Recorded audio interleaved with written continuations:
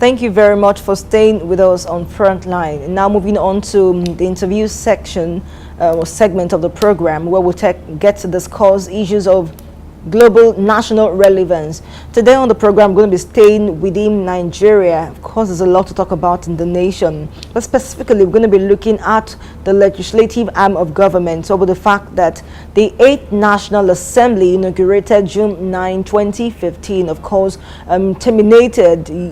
it terminates June 9, 2019, but of course had its valedictory session yesterday, where there were several talks, review of scorecards and criticisms from different persons who did say, well, they were for the strength of the 8th Assembly, and they made for the successes recorded in the 8th Assembly under the leadership of both the President of the Senate, Bukola Saraki, and the Speaker of the House of Representatives, Yakubu Dogara. Now we're looking ahead to the inauguration of the 9th National Assembly, which is set to be inaugurated June 11. Discussion this morning is on what to expect, even as we review the activities of the 8th Assembly. We're going to be looking at expectations from the 9th Assembly. And joining me on this discussion is Mr. Femi Ayandokun. He is a political analyst. Thank you for coming on the program. Good morning, madam. You're welcome. Thank you for having me here. I mean, we're gone past the whole election period. What would happen with the choice of representatives, whether or not people knew the persons they were going to vote for, especially as it concerned the State House of Assembly and the National Assembly. I mean, the people are usually more concerned with who leads them at the presidency and, of course, the governorship level. But, of course, we have already appointed some 360 members of House of Representatives, some who are going to be returning, of course, and 109 senators. Let me ask you, when you look past the 4 years that the National Assembly is performed its activities, its roles as per legislations, what would you say of the 8th Assembly? Well, personally, I would give kudos to the 8th Assembly on some instances and on what they were able to achieve. In the history of our country, we'll look at the assemblies we had before the 8th. We discovered that 8th Assembly happened to be the one that passed the highest number of bills. So that is one of the achievements recorded by this 8th Assembly. Also, 8th Assembly happened to be one of the assemblies that put the executives on their toes in so many angles and in so many ways. And also, 8th Assembly happened to be one assembly that is independent. Independent is that it wasn't a rubber stamp assembly, because it was an assembly that decided to take its own part and to play its role according to what the Constitution says. And the independence of the legislative arm of government was what the 8th Assembly really enjoyed. So they weren't playing to the gallery and playing to the tunes of the executive. So this and so many more are the things we can actually say about the 8th Assembly. But looking at all of this, though it may be a plus for our democracy, but the important thing is when we have a legislative arm of government and the executive arm of government, and even the third one that happens to be the judiciary, the importance of having all these three arms of government is for what? It's for development of the nation. Now, going into that, Nigerians and all of us will have to actually say or pass a comment on that, okay, how well did we fare in the last 4 years, and what do the masses really benefit from the workings and the bills passed by the 8th Assembly? Thank you. Now, you seem to have a lot of positives for the outgoing assembly. What with the passage of bills, what with the fact that they were able to put the executive on its toes and, of course, build a synergy within the other two arms besides itself of government. Are you saying they were entirely good? I mean, of course, we're going to be looking at some of the minuses recorded in the past 4 years that this assembly existed. But in your opinion, you think all of the records are a pass? To a large extent, or let me say to an extent, the 8th Assembly fared well. But there are so many issues with the 8 assemblies. So, and these issues happen to be the negative side of the 8 assembly. So we can not actually close our eyes to it. But when in the areas that fared well, we should also give them the kudos. So, and this actually turns out to be the number of the bills and so many moves, good moves they were able to make while they were carrying out their duties. But the other side of it, yes, there are so many things that we can actually talk about that happen to be the negatives. We will talk about all of those. Now, the Senate President Saraki, speaking at the valedictory session yesterday, did say he had no regret. Of course, he did mention some of the personal challenges he went through, and of course the challenges posed at the Senate. But he says he has no regret. We'll not forget the fact that Saraki emerged president of the Senate under a different political party, but just about the end of this administration towards the election, he defected. Let me ask you, when he says he has no regret, and considering all of the things he went through, you do believe he has every right to say he has no regret? Yes, that is his personal opinion. He has evaluated everything that he went through, and he believed that to an extent he has actually fared well. Let me also say that Senate President Bukola Saraki happened to be a member of the 7th Assembly. Don't forget, he was a member of 7th Assembly. He won election on the platform of a party, that was PDP. And before the end of the 7th Assembly, before the end of the 7th Assembly, he defected to the APC. Now, if he defected back to PDP before the end of this assembly, shouldn't be news to anyone, because this is someone who had actually achieved a lot politically on the platform of the PDP before he joined APC towards the end of the 7th Assembly. Now, if he said he had no regrets, yes, he had no regrets, sincerely, because Bukola Saraki happened to be a very smart politician. I would say he is smart in the sense that he is someone who is very calculative, he is someone that sets goals, and he is someone that always ensures that he works towards attaining those goals. Let me do a brief recap. Going backward a bit, Bukola Saraki happened to be governor of Kwara State for good 8 years on the platform of PDP. After he completed his 2 terms, he moved to the National Assembly and became a senator representing his people. So, on the same platform of the same PDP for the 7th Assembly. So, he joined APC towards the end of the 7th Assembly, and he became a member of APC. Now, before he crossed from PDP and joined APC, he did this calculation very well, and he knew that most likely in the 2015 election, PDP would lose that election, and he didn't want to be part of those people that would lose an election. So he also has his eye that if he was smart enough to join the other party, yes, APC and PDP had their presidential candidate from the core north, and Bukola Saraki happened to be from the north central. So he has looked and did his calculation that okay, he will also be among the senior senators in the 8th Assembly. Then he will have this opportunity of, if the party is crossing to actually win the presidency, then definitely they will have majority in the House. Once they have the majority, he can position himself to become the Senate president, because he knows that yes, he led some set of people from his former party to join APC, then they must have a share of this. So these are the things that were not written. These are the things that they had in their mind. These are the things that they planned before joining APC. So people will not see all of this. Politicians will not see everything that they had on their plans to everybody. So if he says he has no regret now, then he knew that he actually planned to become Senate president, because he became Senate president against the wish of his party, the APC, then, because the APC nominated another person. So, and you know, we all knew the scenario that played out in 2015 when President called his party members in the National Assembly for a meeting at International Conference Center, and before they ended their meeting, or before they even convened for the meeting, so they have started the election in the National Assembly. And before we knew it, so Saraki became the president of the Senate. And even also, we also need to look at it, because when we say, oh, Bukola Saraki has no regrets, yes, he was able to become the Senate president because he worked very closely with his former party members, the PDP members, because they were the majority in the House at the time they conducted the election.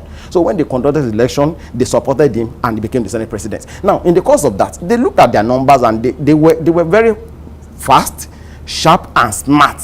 And they were PDP luckily and fastly chose or nominated the former Deputy Senate President, because he was the Deputy Senate President in the 7th Assembly. That was Senator Ike Ekweremadu. That okay, since we have the number here, these people haven't come back to join us, then we can actually nominate one of us to deputize this person, which they did. Saraki could not kick against it because he was still part of them, though he was in APC uniform, but he knew that his mind was in PDP.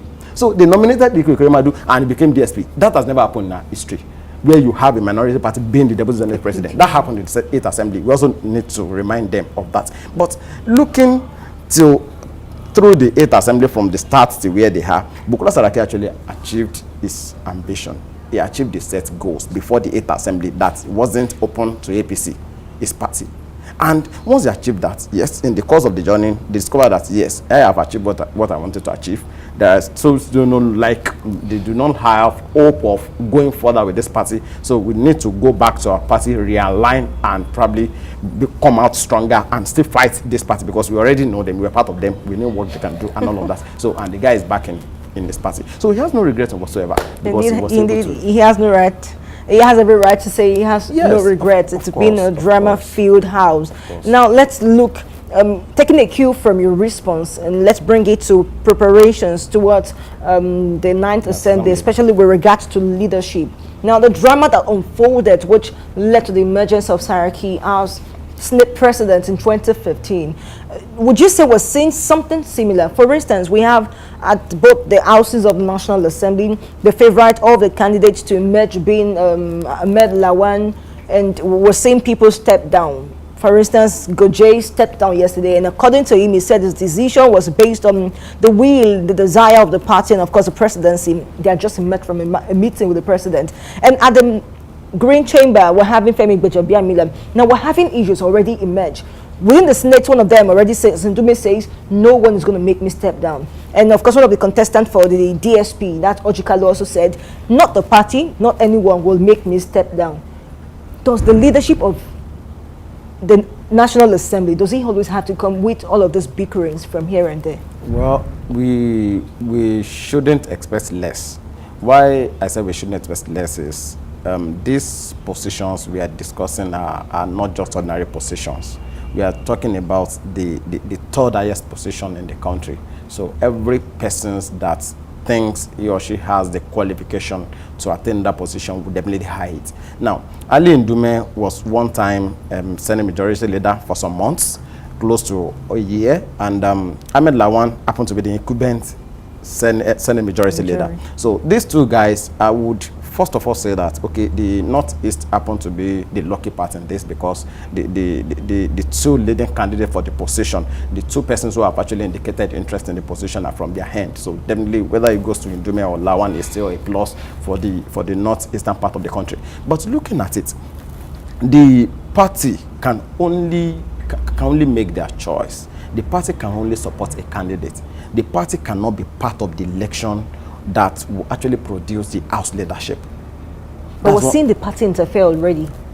Yes, it's normal. It's expected that the party would lobby, the party will show interest, the party will show support for one person. It's normal. It happens everywhere. But that does not mean that the party candidate or anointed candidate must become, because this House leadership we're talking about, the 109 senators, they are not even up to 109 as we speak, because some of them still have issues with collection of certificates of return and all of that, and the elections and so on. Absolutely. But the thing is, the senators will elect their leadership among themselves.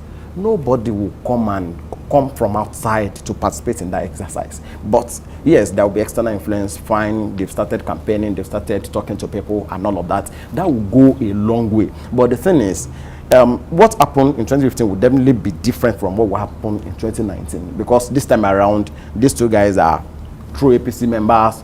Whichever way this pendulum swings is still for APC. But the thing is, Lawan, being the anointed candidate of the party, has the upper hand, because Goje, that just stepped down, said he's supporting Lawan. Then Goje has some people behind him. Goje happened to be a former governor. So definitely it will be so easy for Lawan now to have the support of the former governors in the Senate. And we have a number of them there, because Goje will talk to them. He was one of them, so they know each other, and that's a plus for Lawan. But at the same time, Ali Ndume will do his calculations and will know that, okay, from this side, I may not have my support from APC members. Now, let me go and work with PDP members. We look at the number of PDP members. APC just has a simple majority in the House. It's not as if they have the two-third. Now, what they will do is, if the whole, and the National Working Committee of PDP will be meeting probably over, I think they met overnight, and they have actually not come out to say that, okay, this is the person we are supporting. But the thing is, they have met with the people. So they have discussed. And if they should support Ali Ndume, all they need to do is to get some numbers from APC. Yes, Ndume happens to be a party man. He has some persons among APC senators who are working for him. That's one truth we need to tell ourselves. Now, if Ndume could get the support of PDP and a reasonable number from APC, APC will be surprised on June 11th that Ndume will become the Senate president. And because it's a game of number. So once he has the simple majority vote, he becomes the Senate president, and nothing changes it. Nothing stops that from happening. But if APC still want their another candidate to emerge, then they need to work more. They need to be sure that all APC senators elect are actually behind Lawan. If they could get that, then there is no two way to hit. There is nothing Ndume can do. Yes, let them go to the election. Yes, that is beauty of democracy. Let's showcase what we have. Let's tell people what we want to do. Let people see from outside that truly we are practicing democracy that we are saying we are practicing. And going to the House of Rep, I think the game is a bit difficult, or more difficult compared to the Senate in the House of Rep, because in the House of Rep we have more persons, we have more numbers and a lot of them, and even the leading candidate that you thought, oh, he has been noted by the president and all of this, has a major issue now that is a minus for him, and that is the court case that they just raised now. So that is a big blow for the leading candidate. So in the House of Rep, anything can happen, because it's a long journey. We expected it will emerge the Speaker of the House in the 8th Assembly, but in the last minute, the game changed, because it's more difficult there because they have the number 360 members compared to 109. So it's not so easy to convince majority when you have 360. And this 360 that has not just two political parties, it's different political parties. So though this other proposition will definitely come together and say, okay, this is the person we want to support for the speakership. But the thing is, the court case against him is a major blow for him, and it's a major blow for his party also, and even for people who have declared their support for him. Though the DG of his campaign organization is still saying that no, that this thing has never happened and all of that. But we know that that could actually be a political statement. But the thing is, the game is more interesting in the House of Rep than in the Senate. Thank you so much. Now let's still within the issue of leadership. Many of the opinion that the internal crisis, as it were, within APC as a party might take its toll on whoever emerges as Senate President, whether or not the party has a role to play in the direct election. Some of the opinion that the success PDP had in its past 16 years has a relation with the fact that they had this strong cohesion. They were able to manage all of their issues. We were seeing this, the APC set up different committees to reconcile grieving party members who have grievances. And of course, we're already seeing party members who are vying for the seat of the Senate president already contending against each other. I mean, what does the issue within the party have, or what would it have against the success of either of Lawan or Ndume?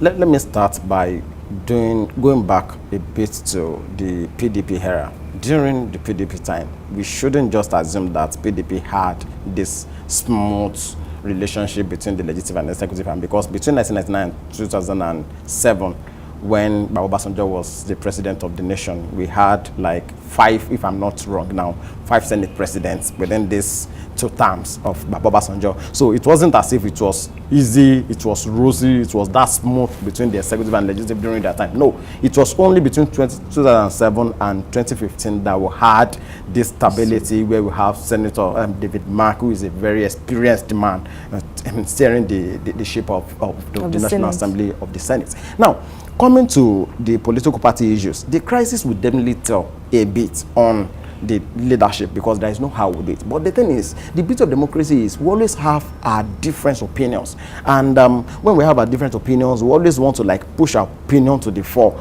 and try to convince people that this opinion that I have, or this thing I am saying, is what is right and all of that. Yes, the political party is not so easy to have a ruling political party that will be crisis free.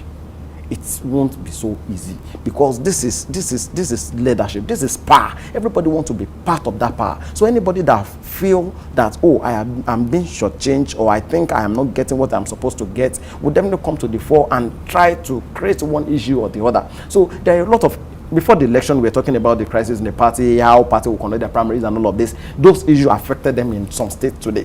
Do you understand? Yeah. So, and if this house leadership is not well managed, it will still create a crisis among the party. But the thing is, the crisis in the party may not tell on this election, and it depends on how the party leadership try to manage and talk to these people. Yes, let them know that they have right to contest the election. But the fact is, once they are able to elect their leader, every other person should work and support that leader to achieve success. That is what is important should be important to the party. Absolutely. Now, in your response, you mentioned a relationship that existed between the executive and the legislative arm of government, and of course, throughout the years of the 20 years of democracy, whether smooth, whether really obvious or subtle, there's been the ups and downs between these two particular arms. This 8th Assembly has been accused or alleged of by the president of not cooperating with the executive. The president, when he hosted the Speaker of the House and the Senate President at some point during the Ramadan fasting, did say if there's anything he had, or there was anything he had against the 8th Assembly, it was the fact that I did not enjoy your cooperation. I did not enjoy your support. Now I'm quoting the president. But of course, the Speaker of the House did say, as far as it was concerned, he ensured that his house worked in synergy with the executive. Now, as we're looking forward to the 9th Assembly, with regards to synergy between both arms, the executive and the legislature, what do we expect? Bearing in mind, Saraki, speaking yesterday, said the executive cannot expect to rubber stamp the legislative arm of government, or the other way around, the board rubber stamped worked within a rubber stamped relationship. What do we expect, especially with regards to the relationship that should exist between these two? Yes, the 9th Assembly, you know, in Nigeria, the masses always don't set agenda for the assembly, and I think that is one thing that's really affecting us, because the masses should have a say when it comes to any assembly. Okay, that's okay.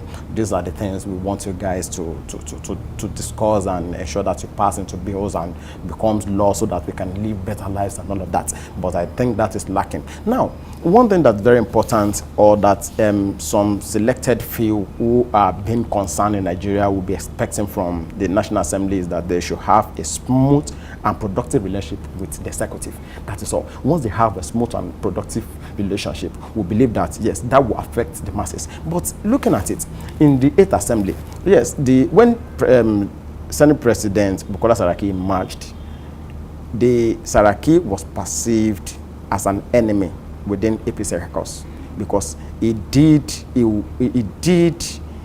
went against the wish of the party. The wish of the party then was Lawan, who they are pushing forward for the 9th Assembly. But he did against the wish of the party. So from then, they have seen him as a rebel within the party. So there was no how. Even if Saraki happened to be the one that was answering 3 times when they called once, yet the stigma has been there.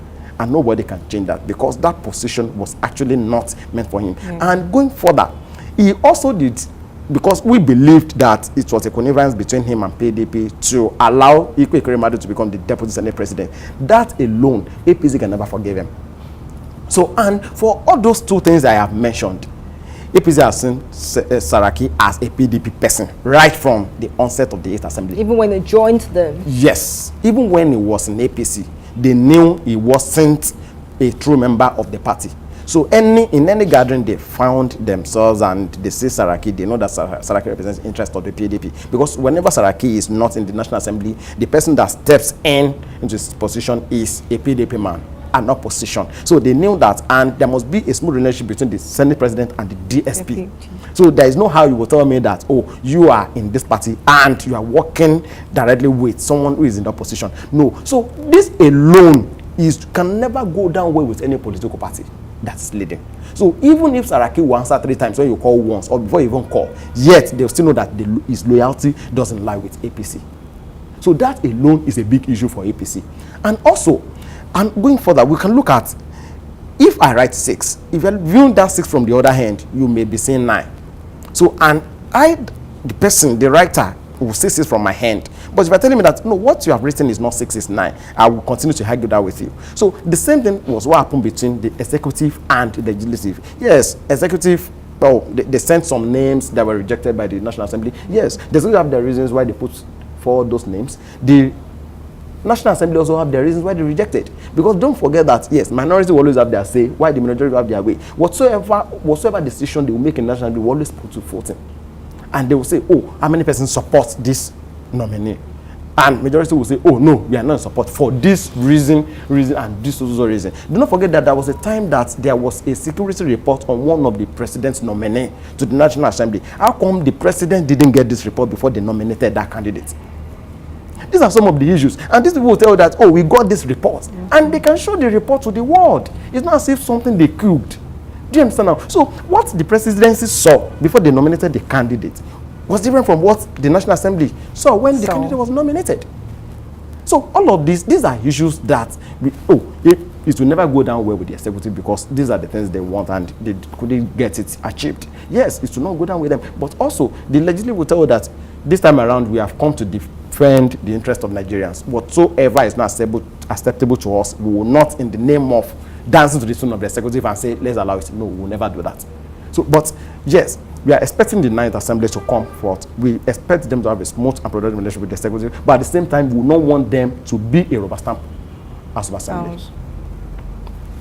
Now, one of the issues that kept rising, have continued to arise within the assemblies we've had from the 1st to the 8th, has been the costs, the monies that the members of the National Assembly get as allowances, as package or whatever from, of course, we have reports that the Ninth Assembly, the 469 lawmakers who will make the Ninth Assembly would be receiving nothing less than 4.68 billion naira as welcome package. So it means, breaking down, each senator, each of the 109 senators will take 1.1 billion naira, while each member of the House of Representatives is entitled to 9.926062 million naira. That's approximately, of course, 1 billion naira also. Year on year, we've talked about, people have continued to talk about how important it is to reduce the cost of managing members of the National Assembly. Now, do you see the Ninth Assembly taking up the responsibility of reviewing this monies? What with the fact that they're already entitled to 4.68 billion naira? Well, let's be truthful to ourselves. I do not see the Ninth Assembly making any contribution in this line. Reason is this: majority of the newly elected members would want to go back to the National Assembly for the 10th Assembly. And they want to be there because if we check our record, we see that there are some members of this assembly who have been a member since 1999. Whether from House of Rep and they graduated to become a senator and all of that, and it continues like that. No, the trend is, they will tell you, whenever you are accused or you are able to meet with any lawmaker, they will tell you that what they are earning was actually not designed by the assembly. They will tell you that, oh, this was put up by Revenue and Mobilization Allocation Committee or something. They will give you different names and different reasons why they get all of this. But even if you look at this welcome package, there was a time I tried to look at the breakdown of this welcome package. Oh, part of what they said is, okay, the lawmakers will need to get a vehicle that they will use for their runarounds. They will need to get accommodation in Abuja. They will need to get furniture allowance. They will need to get all of this and all of that. Yes, looking at all of this, we know that they will need it because majority of these guys are not based in Abuja. They are elected from their various constituencies to represent their people at different locations in Nigeria, but their work is now in Abuja. They must definitely relocate to Abuja, and when we get to Abuja, they will need accommodation. We all know that. They will need vehicles to move around. They need change of clothes. They will need change of clothes because they now represent people. They are now big men and women, so they must step up a bit and all of that. Yes, they need all of this. But the question we must ask ourselves is this: okay, what about a fresh graduate who just gets employment, federal government in any of the ministries, who must relocate to Abuja? how much is the welcome package that this new fresh graduates will be collecting? We also need, because we need to strike balance between all of this. If I am living in Abuja and a senator or a rep member is coming to Abuja and is collecting this number of millions, and a fresh graduate who just got employment for government who also must relocate to Abuja is getting less than 100,000 or thereabouts, then we are not being fair to ourselves and we are not being sincere. And these issues must be treated with urgency, especially now that we have issues with economy, or there are a lot of needs, there are a lot of, and a lot of issues. So Nigeria, if we check our debt profile, it's kept increasing and all of that. So we need to look at this. If the assembly is not ready to do this, if the body that is expected to do this is not ready, then I think masses of Nigeria should probably call for this and say that yes, we need to cry out this time around, because these people will believe that some people are feeding fat on our common wealth, and while some people are dying on a daily basis.